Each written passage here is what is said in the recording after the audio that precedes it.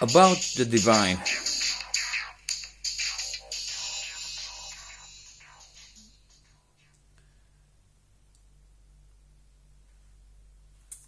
The imperative to see humanity as part of the divine imputes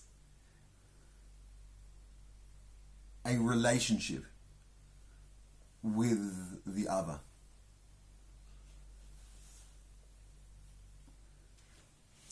So far as a biological a intervention, a faith intervention in what would otherwise be a jungle of biological forces tearing at each other. The anti-intuitive idea of developing groups may have made the difference, and obviously it did make the difference. So the idea that individuals, the monotheistic idea that in individuals is part of the divine, is really embedded in it, is really a quintessential survival skill which brings and combines humanity together into groups, and small groups and then large groups. So that's just one example of the question of the divine. I'll give another example, but there's many examples.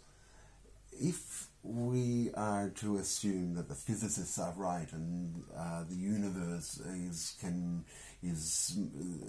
be formed as energy, which can be crafted and engineered, it seems that language and myth are the plasterine or the ingredients of whatever we call them, the psycholinguistic or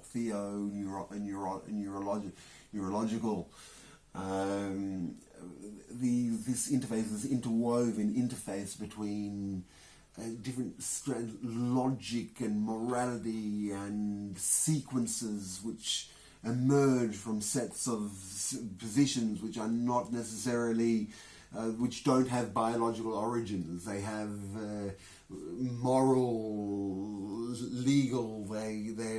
They're guided by a non-physical construct, but they are physical in many ways because they are able to guide and interface with the biological and create results. I mean, the exact way it's done is fascinating. It can now be mapped using complex algorithms. We can understand it, but it's hard to describe. It's so complex. So the divine. If reality can be constructed, then society's humane assets have been to construct it in a way which suits the human environment.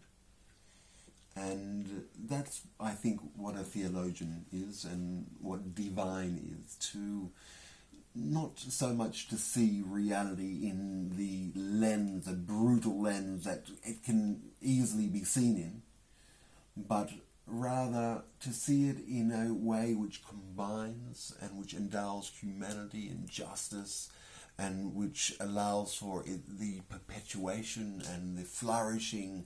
It's really inspired. It's hard to say inspired because that's sort of a driven, but I'd say it's symphonic. It's really about consciousness sort of bubbling up and getting a perspective of itself, and that is why humanity has really grown to the proportions that it's grown today, with billions of populations, and we could be many more than billions, and there could be plenty of creativity and of worlds and of opportunities to create. And humanity can yet see its a golden a golden age. So what is the function of the divine? I think is to give optimism and to give a position, a social humane position to reality.